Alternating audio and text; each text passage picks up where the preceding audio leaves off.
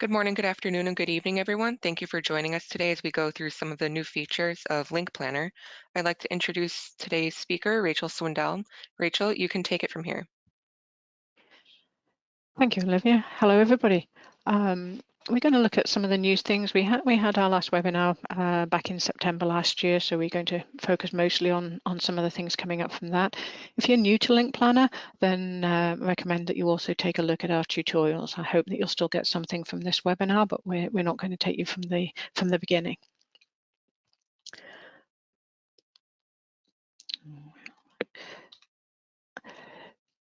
So on the agenda today, we're going to take a quick refresh on the products we support in LINKPlanner and have a quick look at what we've had to do with the map. Then the two sort of kind of main features we're going to look at are the Clutter and the new Viewshed functionality, and then finish up with the new CBRS export that we've put in for the US. So it's obviously been a little while since I last updated these slides because I've now had to split them across two slides. We've got that many products. So just looking at PTP products that are supported in the current releases, some of the new additions now are the 550E. 450B is not new in the 5 gig band, but we've recently added the 3 gig versions of it, and there's various new Force products come in. And we've also then got the 80 gig products coming in on both 820 and 850E on the PTP side. On the PNP side, again, similar additions on the Force products and the 450B. And just a quick addition to people, if you're not sure about it, then the CM Pilot products are available in the BOM estimator side of LINKPlanner, but not in the main side of LINKPlanner. They are being added to the Wi-Fi Designer tool, which is available on the Cambium website under free tools. I'm not sure the exact timing of them all, but they're being populated out into that tool. Oh, sorry, I should also said right at the beginning, if you've got any questions, then do pop them up and we'll try and answer some as we go, or we'll pick any others up at the end of the session. But please feel free to add your questions as we're going along. So back in when we changed from the V4 versions to the V5, one of the big things underlying that was that we changed from LINKPlanner operating in 32-bit to operating in 64-bit, which was quite a major change under the covers, although nothing that visible to the users except for a few performance improvements. But it did have an impact on what we could support. We would normally always support obsolete products, but there's some applications that we use in some of these, our original PTP products, which are only available in 32-bit. And as those products are now obsolete, then we can't get them rebuilt in 64-bit too easily. So those products have now been dropped from the V5 versions. So that includes the PTP 300, 400, 500, 600 ranges. If you've still got networks out there using those, you can continue to use v4.9.1 or an earlier version. So it's not that we're totally dropping them, but they're not compatible with the new other features that we're bringing into LINKPlanner.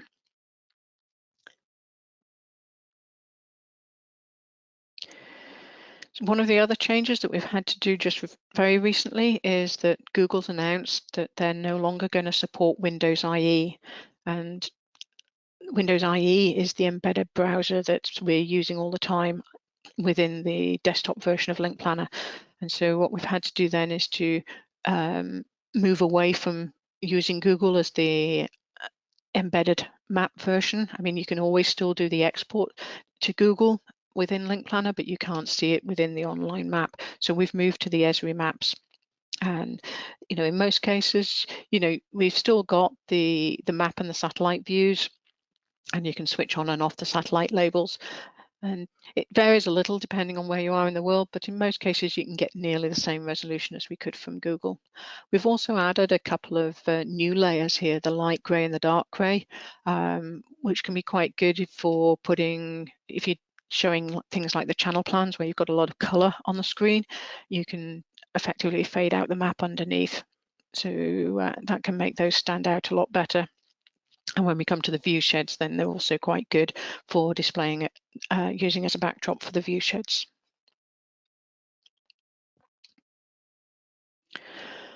Although we introduced Clutter in the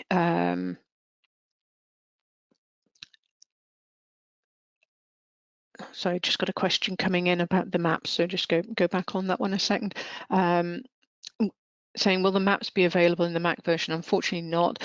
The problem with the Mac version is not the Google Maps, but it's its support for Windows IE, and it doesn't allow that. So unfortunately, changing the type of map doesn't help us bring that into the Mac version.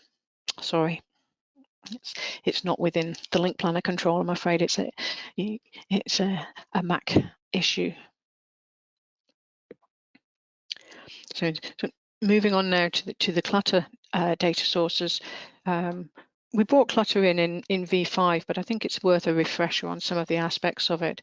Unlike the mapping data where we use the same data set in most parts of the world, the Clutter data sources are different depending on where you are, and the resolution of those data sources is very different. So in the United States, we have a resolution of 30 meters, which is the same as the underlying map data. So it's sort of pixel for pixel between the Clutter and the terrain data.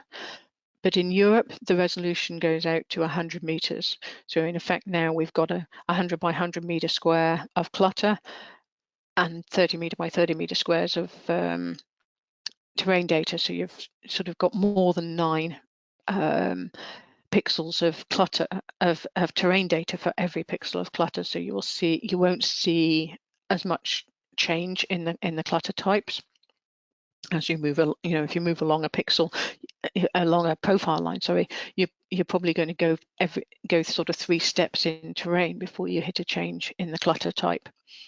And when we move out to the rest of the world, then that resolution goes out to 300 meters. So now when you're moving along a profile line, you may have to move 10 steps in terrain data before there's actually a new change in the clutter data used. So bringing in here now, there's a question about what's the difference between cnHeat and the clutter used by LINKPlanner.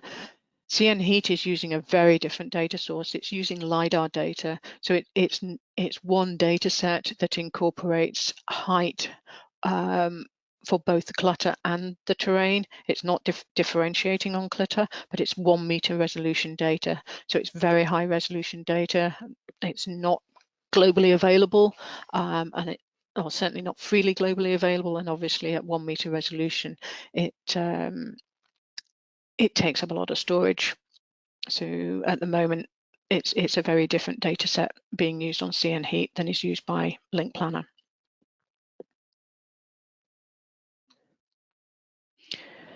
The data sets that we're using, again, LINKPlanner is a freely available tool. The data sets that we use also, we need to have licenses to be able to freely distribute it.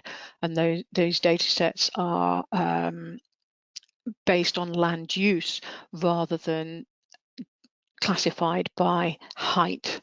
And so where they might decide something is relatively dense, they mean it's dense because there's a lot of buildings close together, not necessarily whether those buildings are high or not.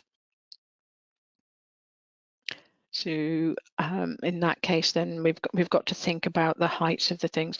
And also, as you move around the world, the classifications are quite coarse, and so what's classified in one part of the world as say suburban or urban may not match the same for your area. So you do really need to have a look at the clutter classifications and how they match what's happening in your part of the world. And you need to be able to adjust the heights so that you can correlate those, and not, the default heights that we've put in may not be right for your area. And that's especially true of the different tree types and things like that. Also, just going back to the terrain data, this is all, whether it's Astro or SRTM, it's all derived from the same radar source. That source is picking up reflections from the surface of the Earth, and so it's not a bare earth data set, and it will contain an average of some of the obstructions. And therefore, again, if you were thinking about defining a clutter height for buildings or trees against bare earth, they may not want to be quite so high to go against this data set, depending on what's there. So again, you need to think about how it works in your area. And therefore, we really do recommend that you review the default heights for all the clutter at the project level first, and then you can review it when you're editing a link profile. If you instead of sort of just adding obstructions, you can add clutter first and then add obstructions to it. We can only add positive obstructions. So if the clutter height is higher than what you have at that local place, then you may need to change the classification of the clutter first and then add an obstruction on top of that.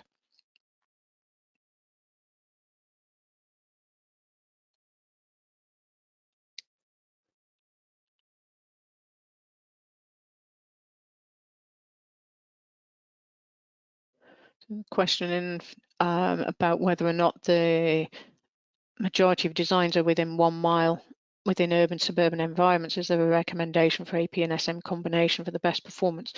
I think that really depends on what you're looking for out of it, and that's why we allow you to play within LINKPlanner to compare performance. It depends what your customers are looking for.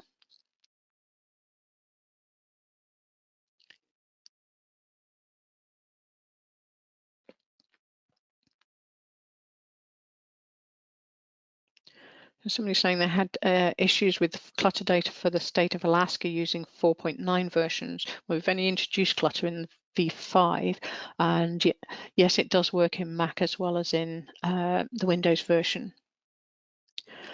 At the moment, we don't support cnPilot even for outdoor deployments. We are only populating those. The wireless planner tool Wi-Fi designer tool, sorry, is going to be your tool for actually planning the cnPilot deployments.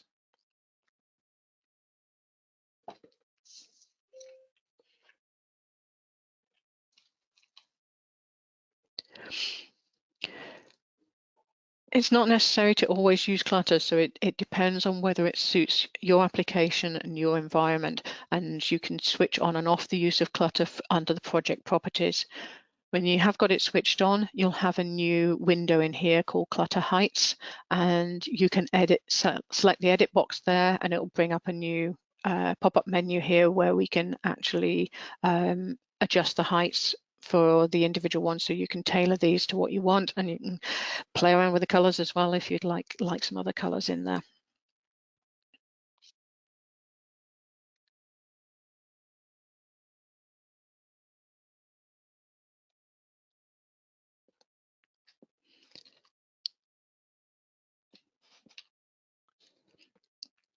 So one thing to be aware of is about the antenna heights and how they interact with the clutter. When you see an antenna height in the on a PTP link, or the height of the AP or the height of the subscriber actually within LINKPlanner, in the PTP and the PNP design side, those are heights above ground level. They're not heights above clutter level. So if you set up a height that's quite low, it's quite possible when you bring in the profile with the clutter on that height may actually be below the height of the clutter, and then we end up with this issue as we're showing on the right hand side of this profile here, where the antenna height here is below the height of the clutter, and therefore it's introducing a heavy obstruction loss down in that last drop. So we've got to be very careful about how you set those.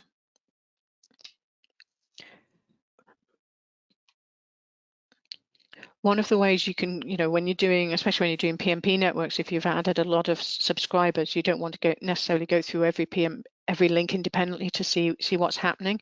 If you go to the PNP Links View, there's a few fields here that are very helpful for you to quickly see what's happening.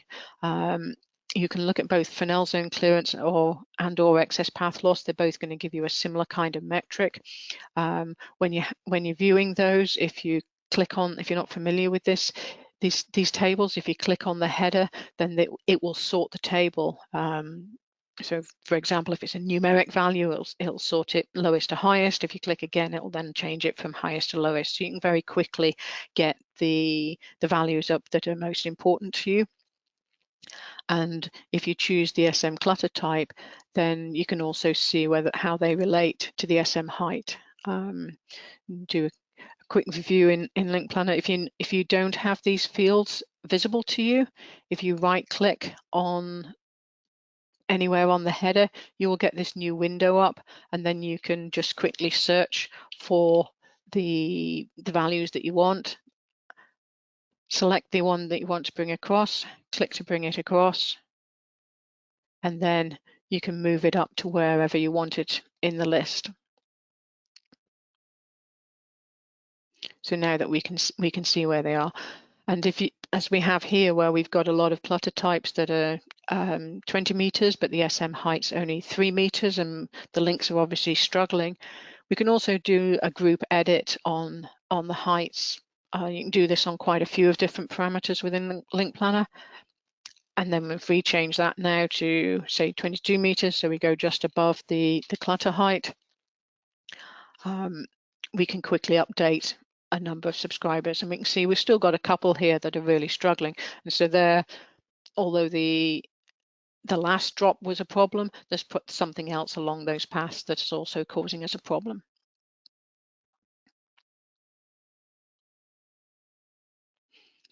Just have a quick look back. Question about asking if there's a particular way to tell whether the clutter data is included in an area. I'm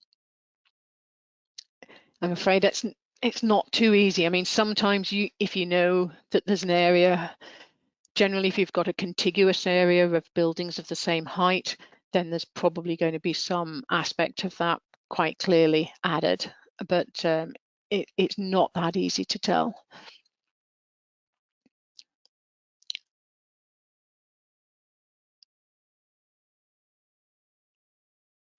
So if you edit the clutter data, that clutter data is saved on your project.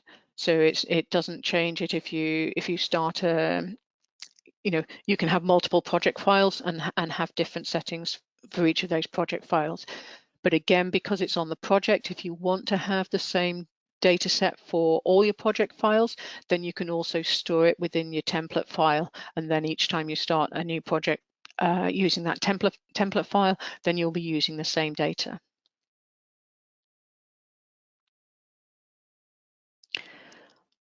Are the LINKPlanner heights conservative? Meaning, will it always be the case that the actual clutter height in the worst case? No.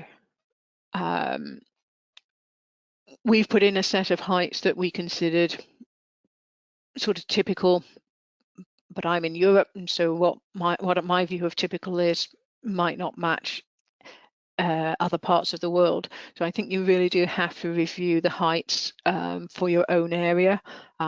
Suburban in the UK is typically 2-story buildings, but suburban in some parts of the world may only be 1-story buildings. So you do have to think about how those heights work to your local area.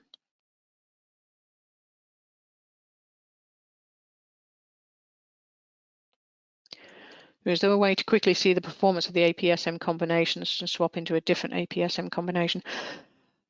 Well, we have the tables that show the AP performance, and so you can and they can be saved out to Excel, so you can snapshot a particular type of AP product and then change those products.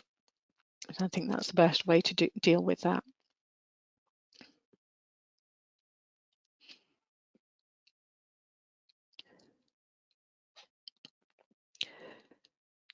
So we've said that the antenna heights are the heights above ground level. When we were using the best server analysis, where we're trying to automatically determine the best AP to connect a subscriber to, and nothing's been configured yet at that point, it's very hard to know how to set the height relative, against the clutter. So we've given you 3 different options here so that you can use a combination of options depending on what suits you and what information you know about your customers. So the first option here, using subscriber site height, this is the height that's in the subscriber sites table. If you know your customers really well, then, and you know what height the buildings are for where they are, and you've been able to populate that into the subscriber sites table against those locations, then this might be a good option to use. If there's no height being defined for a particular subscriber site, then again, it will default back to antenna height above ground. So you should always set that anyway. The second option, height above ground, is kind of the default in terms of it being the same way that you would set it in LINKPlanner, and it uses a fixed height above ground level, ignoring whatever's happening with Clutter. So if you do use this option and you've got Clutter switched on, then it's possible that when you run the best server, either the number of options, or in some cases it might not be able to find any options, so the options may be limited. But if you want to work in that kind of way, then one of the options is to set a first height, run the analysis, connect up the subscribers that can connect at that point, then increase the height, rerun the analysis, making sure you've got the option ticked to exclude connected subscribers, and then you can just keep working up. Or the third option here is to use the minimum height above clutter. And that's setting this value down here. So this actually, as this is the height above the clutter, then, this, if you're wanting to set subscribers at around the rooftop level, you may actually have this value set at 0 meters, or 0 or 1, something very low, which works for when you're connecting to buildings, etc. But if the clutter type in your area is actually rural or something that's very low, you don't at that point want your SM sitting at only 0 or 1 meter. So what we have done there is to run a quick test in the background so that you can set a minimum height above ground. So if you set this value to, for example, to say 5 meters, then subscribers will be a minimum of 5 meters above ground. If the height of the clutter plus the height above clutter is less than 5 meters, it will drop back to 5 meters and we'll use 5 meters. So you ensure that you've always got a minimum height setting for your subscribers. So that was a quick review on the clutter, and to remind us of a few of the things, because we're going to come back to some of these as we go through the Viewshed side of things. So Viewshed is something very new. It just come out in this last release, and I know it's something that some of you have been waiting for a long time.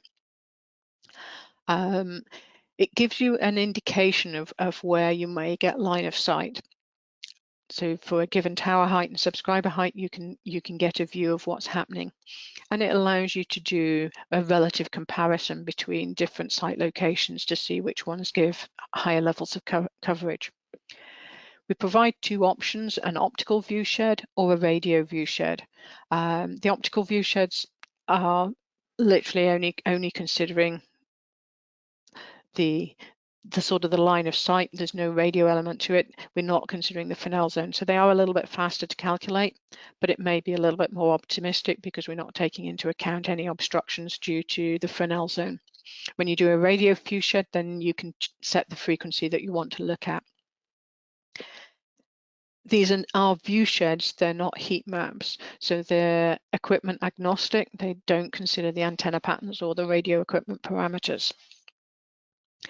And with the way that we're doing it for the viewshed, we've needed to make the calculations very fast and efficient. And therefore, as they go across the profile, they're going to sample in a slightly different way from when you do an individual link within LINKPlanner. So the results may not you might not get identical results between LINKPlanner and the Viewshed. So as we just move on now, then when you want to create a Viewshed, you first click on a network site, and then you will get the options here on the right hand side to either create an optical line of sight or create a radio line of sight.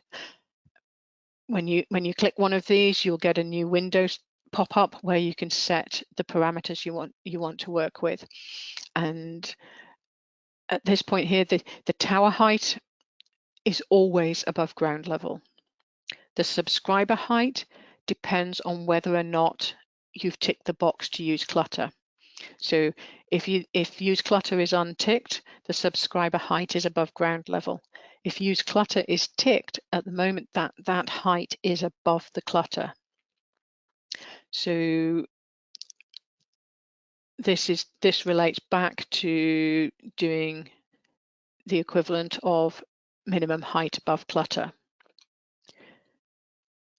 We are looking at bringing in some alternative options onto this so that you can actually use a consistent height or similar options that we've had before.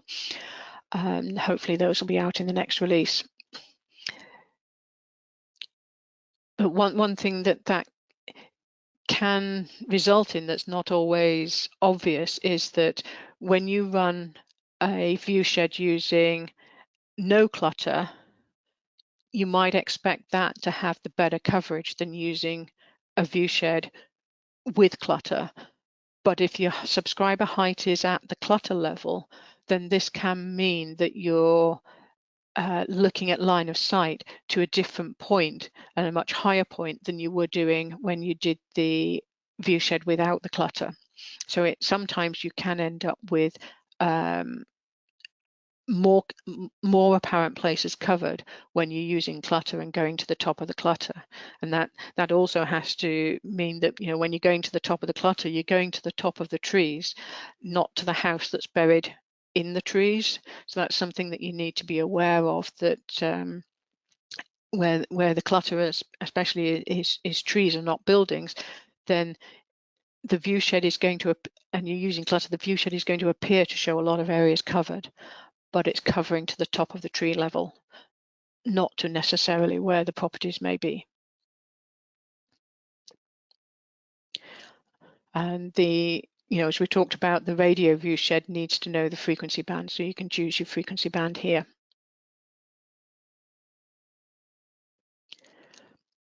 Yes, the Viewshed option is available on both Mac and Windows, to answer a question coming in.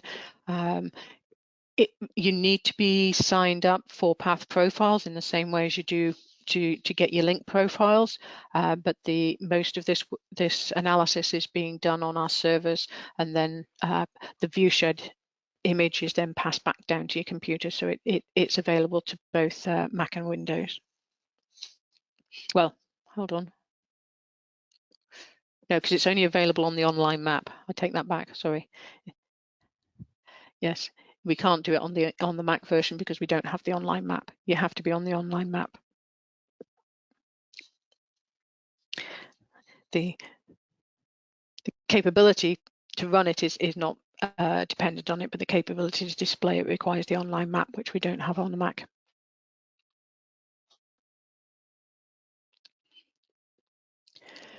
So when you've created your Viewsheds, you can display Viewsheds from multiple sites simultaneously, so you can build up the coverage and see whether or not, how many sites you need to cover or show potential coverage of an area. And you can set a color, so you can have each site set up with a different color. You can also generate different Viewsheds for different settings, different levels of the equipment parameter settings, but you can only show one Viewshed per site at a time. You can see on the right hand side here that there's a number of different Viewsheds have been created, and you can quickly switch between them, but you can only display one of them at once. The information after the name indicates the parameter settings. So you've got the tower height first, then the subscriber height, the range, and whether or not clutter's added, because there's no frequency on here, this is an optical line of sight. On the one below that, we can see a frequency in there, so we know that's a radio viewshed.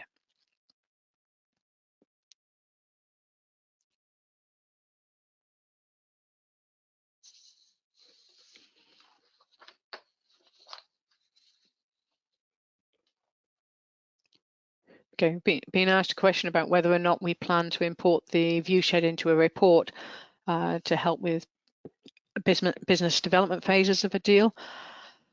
That's a very good question and a good request. It's not something we've thought about, but it's something I'll take back to the team, and we'll have a think about how we can do that, and how easy it is to do it. We've got a little bit of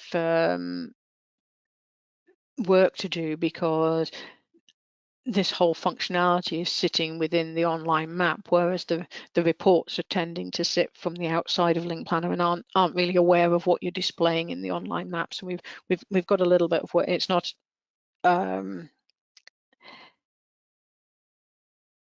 totally trivial to switch between the two, even though you think you know what's being displayed. But we'll have a think about that one and see whether it's something we can add in.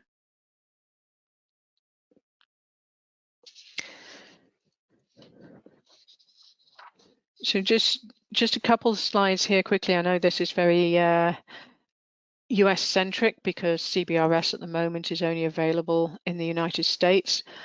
But as we bring in the CBRS capability into the United States, the SAS that controls what's happening with the sites, whether or not they can transmit, requires a lot of information. An awful lot of that information is available within LINKPlanner, and there's a spreadsheet functionality that's been created and set up to be able to use to import into cnMaestro. And so what we've got now is the ability to export that spreadsheet out of LINKPlanner, so that you can have it pretty much pre-populated for import into cnMaestro. There are 3 fields that we don't already have in LINKPlanner, and so if you want to actually get those fields populated in LINKPlanner as well, then if you want to add default values, I certainly recommend that you start by going to the custom field view in LINKPlanner. Don't be on a PTP link or a PNP link, just go straight into the custom field view, and then go up to the project menu, drop down to create CBRS registration fields, and then you'll see these immediately populated in your custom field view, and you can select each of these. When you've got them highlighted, you'll get an edit option, and then you can set the default values. If you're actually on a PTP link or a PNP link or an AP, then as soon as you go on to one, it will kind of lock in whatever's there at that point as the default value. So if you try and come back to this later and set up your default values, it may not fully populate everything. But once you've created these fields, then these fields also appear in the PNP links table and the PTP tables that we were just looking at, so you can add those in, and again you can do group edit on these and set values if you want to do that, because there's a number. The accuracy fields are probably going to be fairly common for your project. The MSN obviously is unique,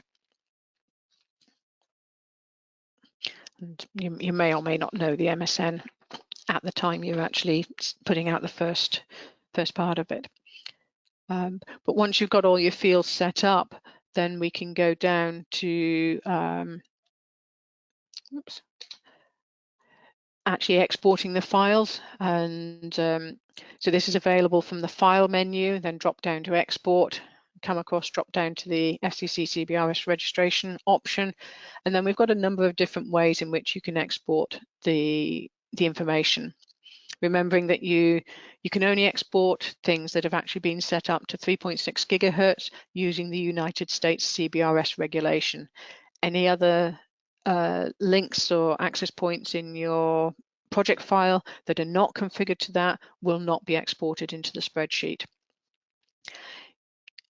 if you choose the project level option, then you will get everything that's in the project, both PTP and all your PNP access points and the subscribers. A separate spreadsheet will be created for each PTP link and for each access point and its connected subscribers. And that's the way that the cnMaestro team and the product team have determined that that's the way they want to add them in at the moment. You can obviously also choose to only export your PTP links or all your PNP links. If you only want to export a particular PTP link, then simply select the PTP link in the navigation tree on the left-hand side, and then this option will be highlighted and it will just export that one PTP link. You can do the same for a hub or an access point by just selecting it on the navigation side, and then those options will be highlighted. When you've made your selection on the right-hand side, you'll be prompted for a folder, and that will be the place where all the spreadsheets will be put in. You can obviously then, once your spreadsheets are there, you can open them, check them, make any modifications if you want to before uploading them into cnMaestro.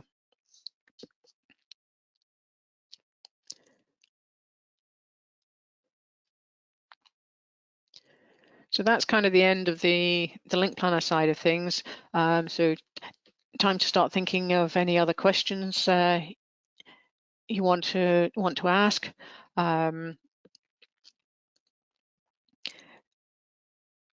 We obviously so this is the corporate side of it. We have our Cambium community, and on both the forum and the knowledge base we have link planner sections on there.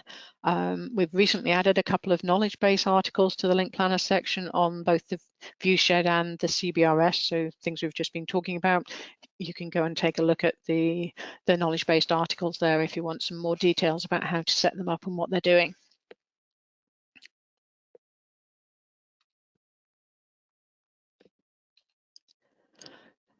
You can follow us on various sets of social media, so you've got a whole selection there to choose from, as whichever one suits you. And now a little bit of a trailer. So next week, the webinar is going to be hosted by Ray Savage and is on disaster recovery communication solutions.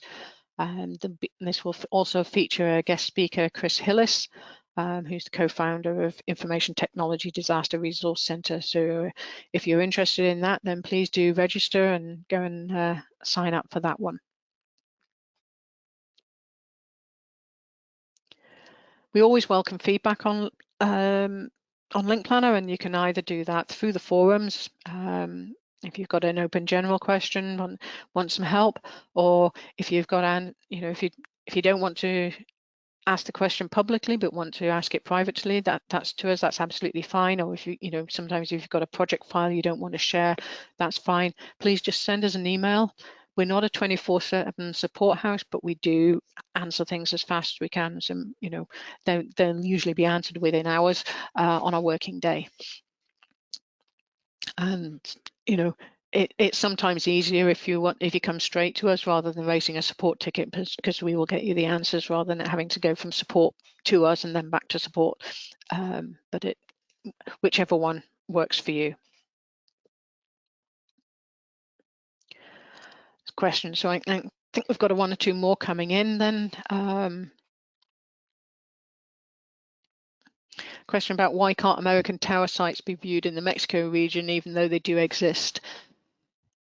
Yeah, this is an interesting question, but we're provided with a database from American Towers, so we provide the information on the sites that American Towers want us to offer, and that's why we don't have access at the moment to those in the Mexico region.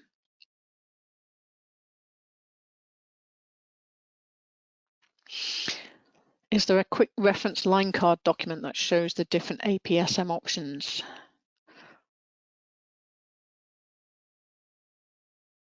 I'm not sure on that one. That would be a question back into our marketing team, I think. Obviously within Link Planner, if you select the products, then you will always see what SM options can be supported by those products. And by choosing your frequency band first in LINKPlanner, LINKPlanner will only tell you the products that are supported in that frequency band, and then you can see the SMs that are offered from that. But I don't know whether we've got a sort of a high-level marketing page somewhere. So another question saying the Viewshed is getting calculated considering an Omni antenna.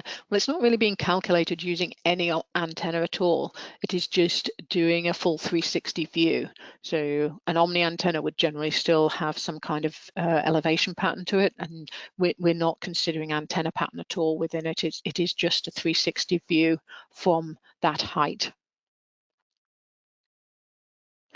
Okay, so I'll just leave that slide up there, but you can find the link to the webinar again on the Cambium main Cambium website.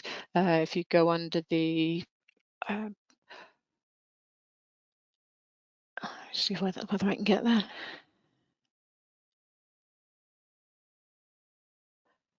So if you go to resources, come on, live webinars, you get a list of what's coming up. So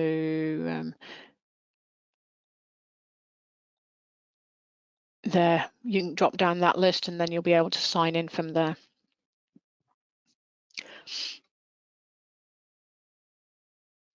I believe, Olivia, as well, these will be all, the webinars are all put up onto the forums, is it, for people to see again? They are recorded, and you will be able to rewatch the videos.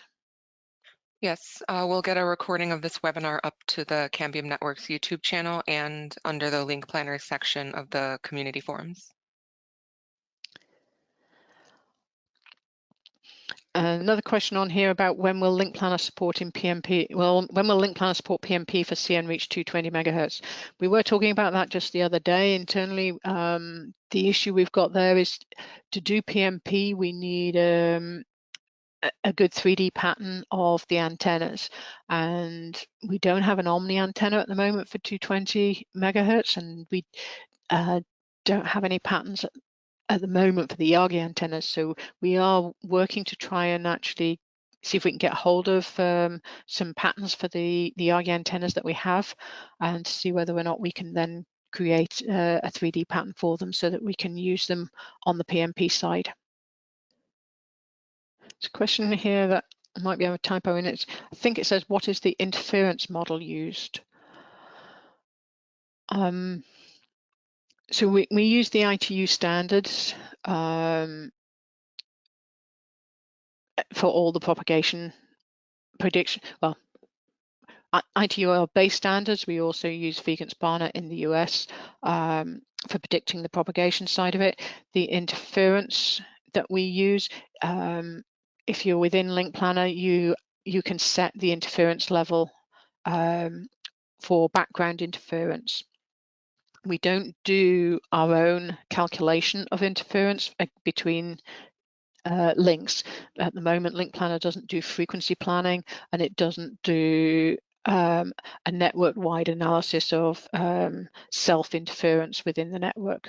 So that's if you've got the spectrum analyzer function running on that we have on many of our products, and you get the readings of that, you can add the interference in, and then LINKPlanner will take that into account against the background noise floor of the product. And we've got one more come in. Is there any fading model? Within the PNP side, well, I think there's probably two ways to answer that. One is whether you're looking at location probability in terms of fading, or whether you're looking at tropospheric fading. And in terms of the tropospheric fading, yes, we're applying the ITU standards or the Viewshed standards for tropospheric fading. In terms of the actual when you're doing area coverage, we're not doing location probability because we're not showing heat maps at the moment. We're only showing the predictions for individual specific links. So in that case, they work much more like PTP links than area coverage. So thank you all, and please stay safe.